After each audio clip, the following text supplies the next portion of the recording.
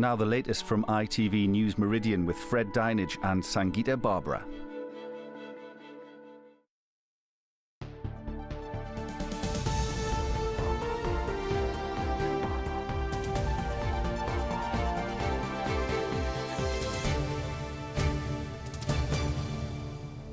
Good evening, welcome to ITV News Meridian. Tonight's headlines in the south. A food addict's extraordinary weight loss journey. We meet Chris, a yo-yo dieter who's determined to change for good.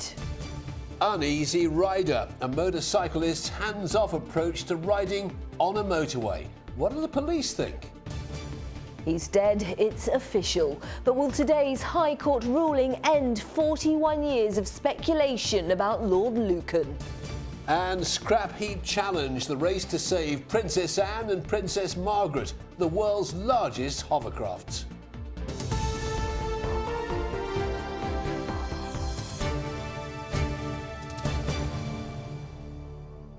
Good evening to you, welcome. He struggled with his weight since he was a child, but a man from Southsea who once weighed over 32 stone says he is determined to shed the pounds and be healthy. Chris Meridian is 27 and says he was addicted to food. Every day he would overeat, consuming a loaf of bread to himself, 2 pizzas and bottles of fizzy drinks. Well, the self-confessed yo-yo dieter has lost weight before, but then piled it back on. This time he says it's going to be different. Kerry Swain's been to meet Chris to hear his story. He used to eat all this food and more every day.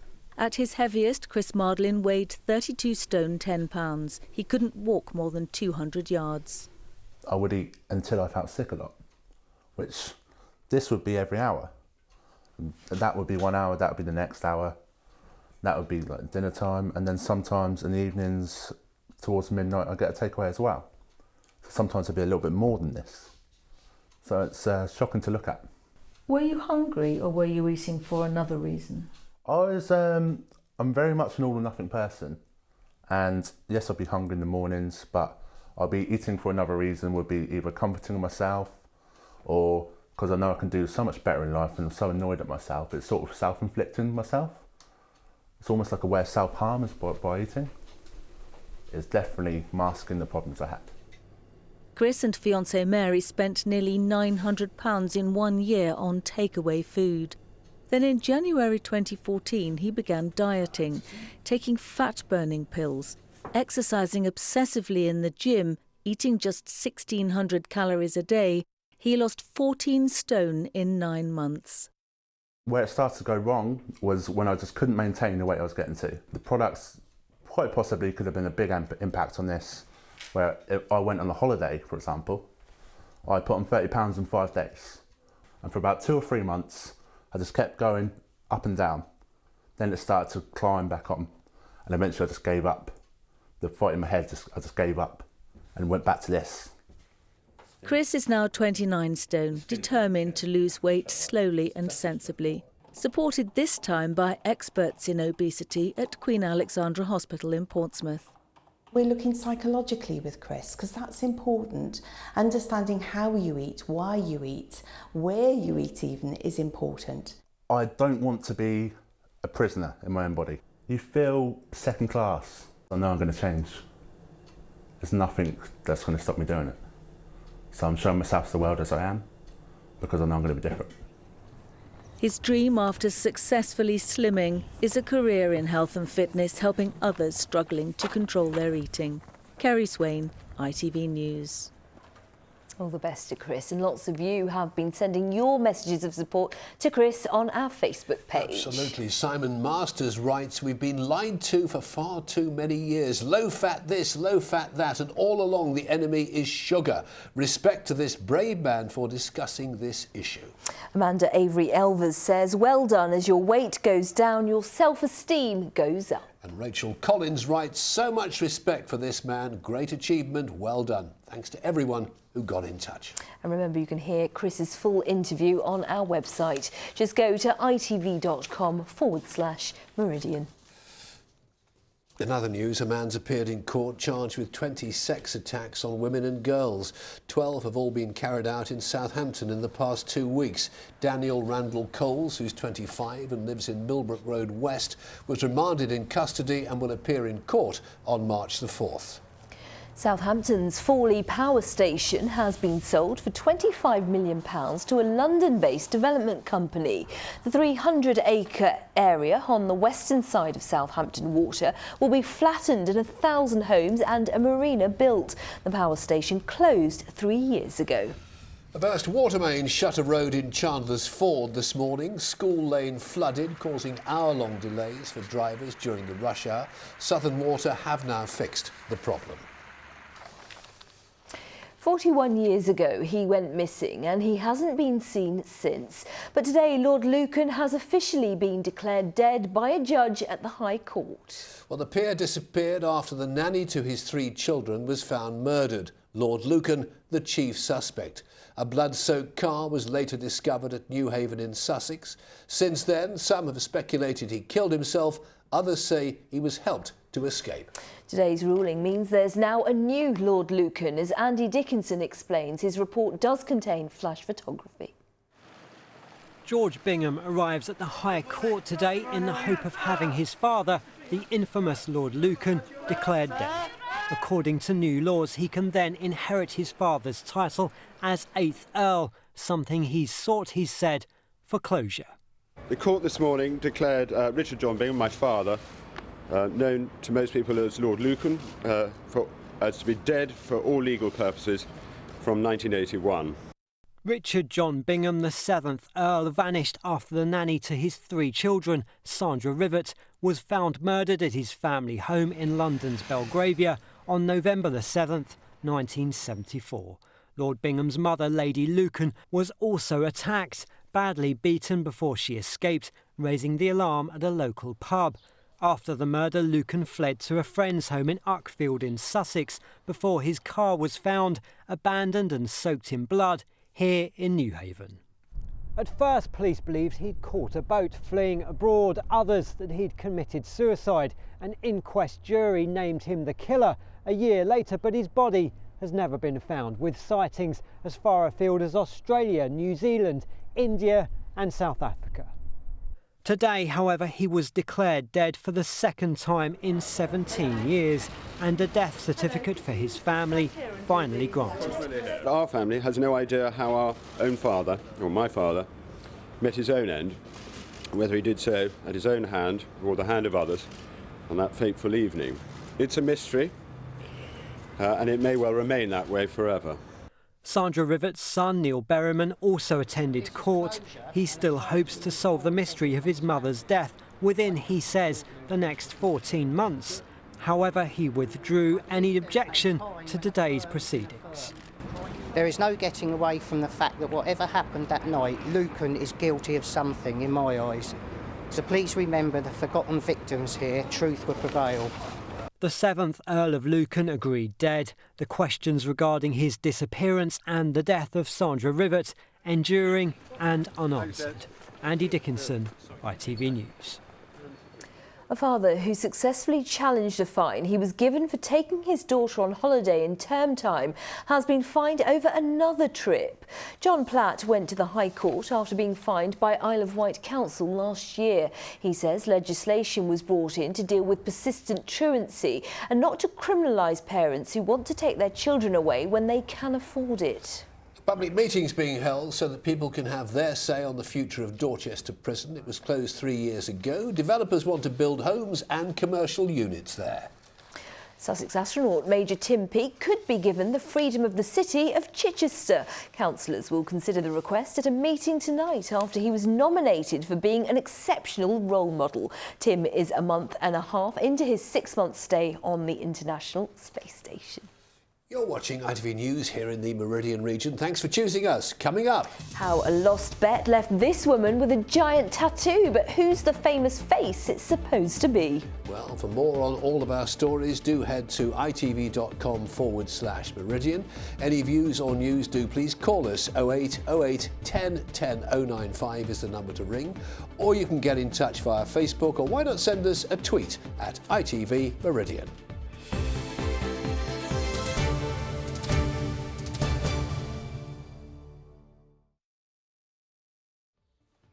It's 10 minutes past 6 and the ITV Evening News continues with the national and international news at 6:30. With more, here's Mark Austin.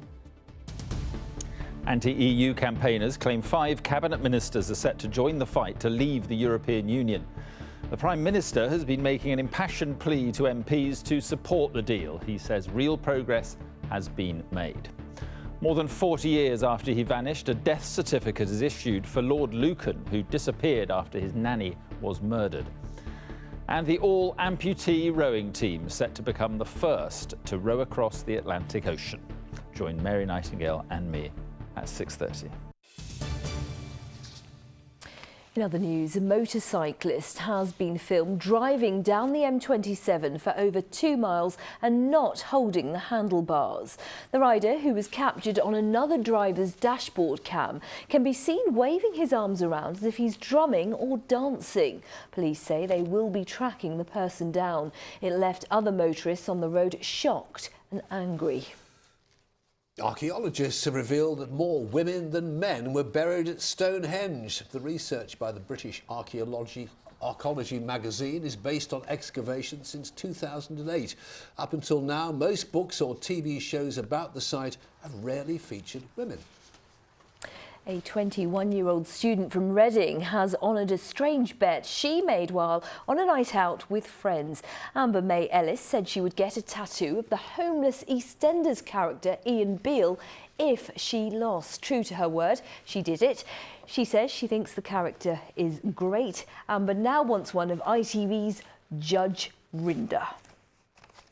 And why not? School children across the Meridian region will be busy reading lots of books over the next few months. They're working towards a very ambitious target to get pupils all over the country to read 1 million books during the spring term. Yes, and there'll be prizes for those who read the most, as well as those who've made good progress with their reading. The national competition's run by the Book Trust charity, and many children have already started the challenge. Lauren Hall has more.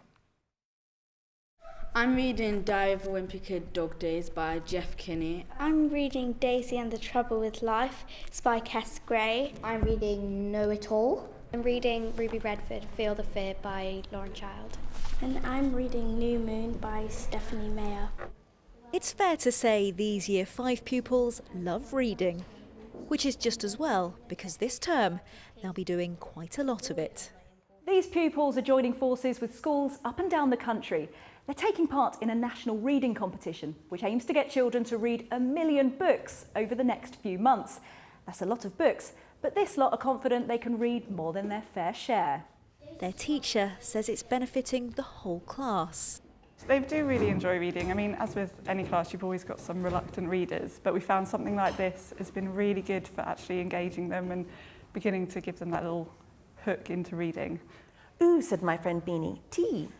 As we went into the dining room, I felt a sort of sadness come over me. To give them some encouragement, they've had a visit from a children's author. She told us why she's supporting this national reading competition.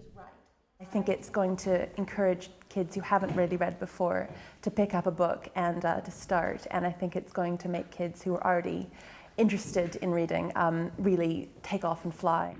It's already happening in this classroom. I just like reading because it makes me laugh. I enjoy reading because it makes me feel like I'm in another place. You get out of the real world and just into the world of the book. Just like books and I like reading. Children who read are happier, they are healthier, they do better at school, they have more empathy, they have more imagination. There are just so many brilliant benefits to reading, and the more children we can get reading, the better. Whatever they're reading and however they're reading it, it's hoped this will encourage more children to pick up a book. Lauren Hall, ITV News. From books to song, Sarah Gom, we're on our way to Wembley. Na, na, na. We are, Fred. Yes, Oxford United are on their way to Wembley after a 2-1 victory on aggregate over League One Millwall in the Southern Area final of the Johnstone's Paint Trophy. Despite losing last night's second leg 1-0, Millwall went ahead after the break before going down to 10 men. Michael Appleton's side will face either Fleetwood or Barnsley in the final on April the 3rd. And it's been confirmed this afternoon Oxford will receive 40,000 tickets for that game. Well, many of our other teams were in league action last night. Southampton made it a frustrating night for Arsenal at the Emirates, earning a point that moves them up to 7th place.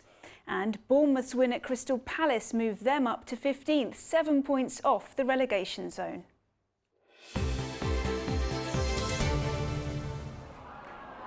ITV Meridian Sports Report, sponsored by WeWantAnyCar.com, the Cash for Cars website.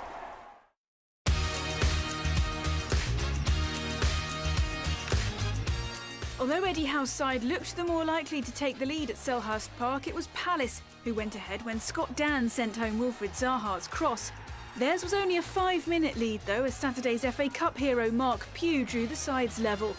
And transfer window signing Benik Afobe completed Bournemouth's comeback. Matt Ritchie was denied and Afobe headed in the rebound, making it 3 from 3 games for the 22-year-old.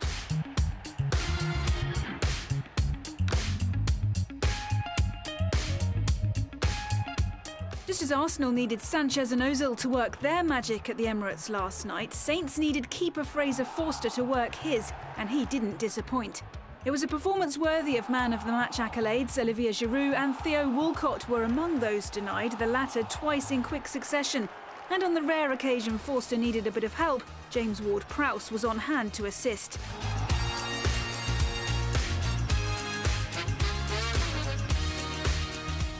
It was Bournemouth loanee Ryan Fraser who helped Ipswich to this 2-1 win over Reading at Portman Road.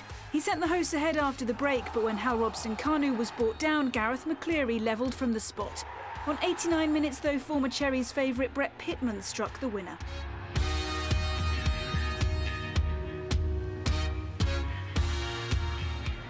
Carl Dickinson scored the only goal of this game as Port Vale claimed a narrow win over Swindon Town. Lewis Dodds came close to extending the hosts' advantage.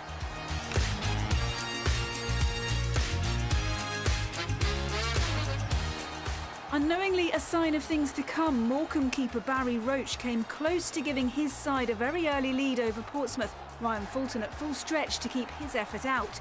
Pompey went ahead through Gareth Evans. The journey home, though, felt a little bit longer after Roach headed home the equaliser on 94 minutes, denying Paul Cook's side all 3 points.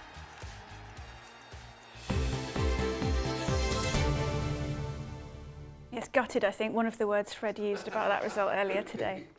Now, later this year, the second Invictus Games are due to take place in Florida. The brainchild of Prince Harry, the Games are an Olympic-style event for injured service personnel. Last year, our nation's team was captained by sprinter Dave Henson from Southampton. And over the last few days, athletes have been competing for a place on the GB team. Matthew Price has more.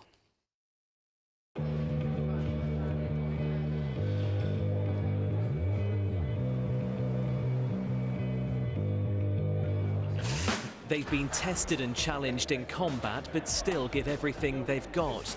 Hundreds have turned out for team trials, but only a handful will make the first team.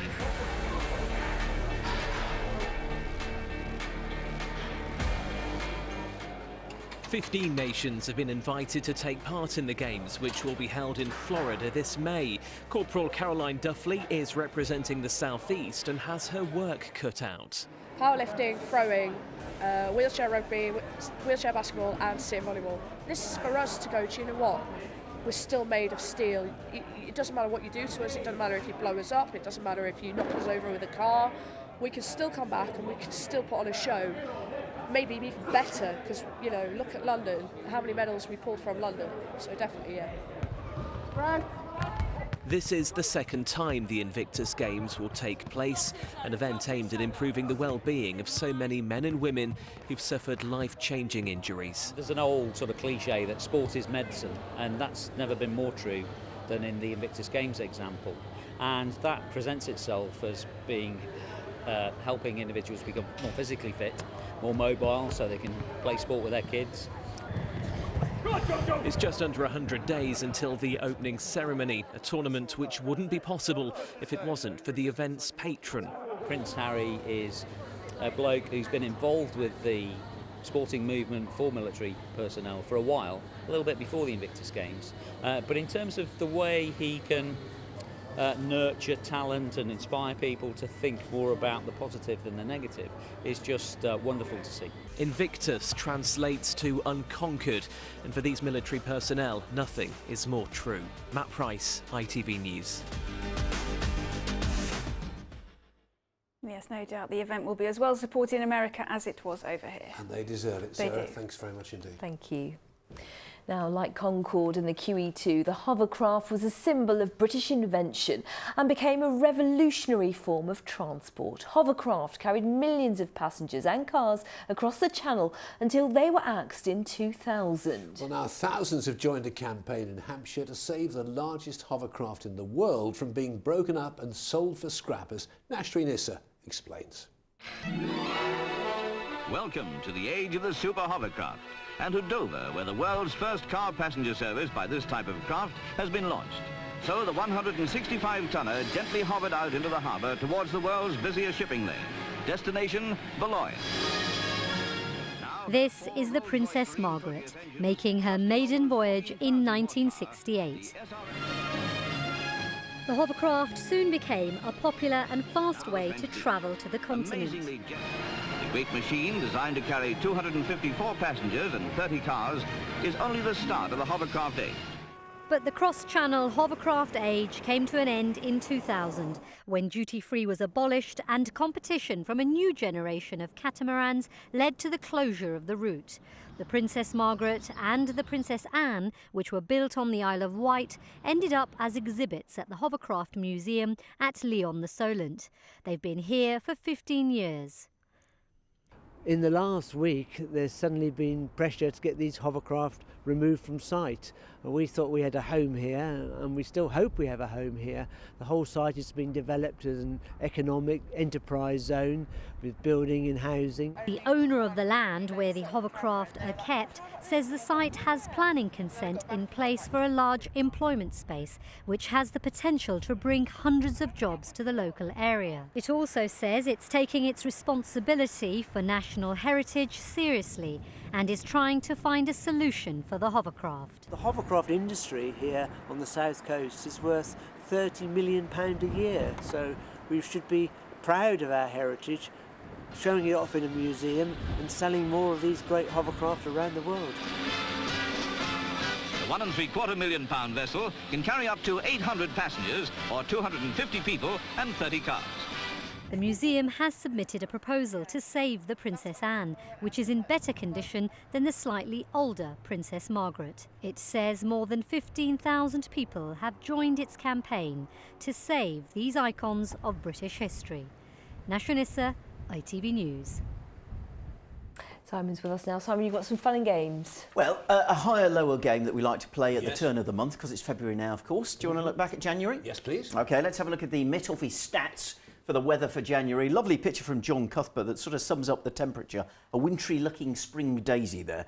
So your January average temperature is 4.6 Celsius. Higher or lower this year, do you think? Higher. Higher. Higher, yep, 5.7, more than a degree warmer than it should have been. Form, so rain, demonstrated here by Kerry Mellor. Your January average, 80.2 millimetres. What do you reckon, more or less? I'd put your suit on it. Higher. And of course, we are just off the back of the wettest December ever. Yes. Yep, January 2016, 136.4 millimetres, 70% more rain than normal. Well done, Fred. And sun here, modelled by the lovely blue sky on Mary Holmes' Oxfordshire Walk yesterday. January average, 58.6 hours. What do you reckon this year, higher or lower? Lower. Lower, you think? Yes. Definitely. 1% higher, 59.2 hours. We also had the coldest temperature in England, minus 8.8 in Benson in Oxfordshire in January as well. Record-breaking weather coming up. Who knows, who cares? Who knows, who cares? Here's the man who knows, Simon Perky Parkin.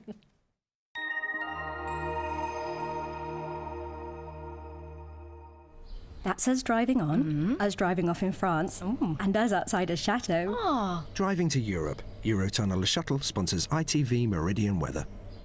Well, if your favourite colour happens to be grey, good news, because that's all we're going to see over the next couple of days. Certainly plenty of blue sky today, and as we head into tonight with the clear skies, temperatures will turn in a bit chilly to start with, but then the cloud starts to thicken up from the west, and after midnight we'll see some outbreaks of rain spread in as well. Now, the bulk of them should have gone by the time we wake up tomorrow morning, and because of that cloud cover, shouldn't get too cold, around 3 or 4 degrees. But tomorrow morning it might be dry, but it will certainly be a bit dull and a bit cloudy, and that's basically the plan for the day. Cloud might be thick enough for an odd spot of drizzle as the day goes on. Equally, there could be a few breaks and a glimpse of brightness here and there, but for most of us it's just going to stay overcast. But look at those temperatures. Today around 8-9 degrees, which is about right for the time of year.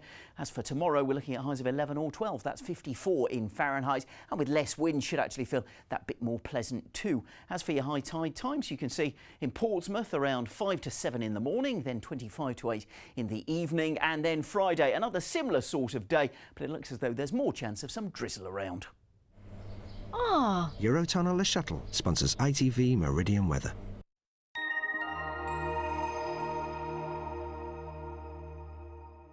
In just a moment, we have the ITV Evening News tonight with Mark Austin and Mary Nightingale. Stacey Poole has our late news. Join her if you can. But for now, from the team here at ITV Meridian, thank you very much indeed for watching. Take good care of yourselves. See you soon. See you tomorrow. Bye-bye.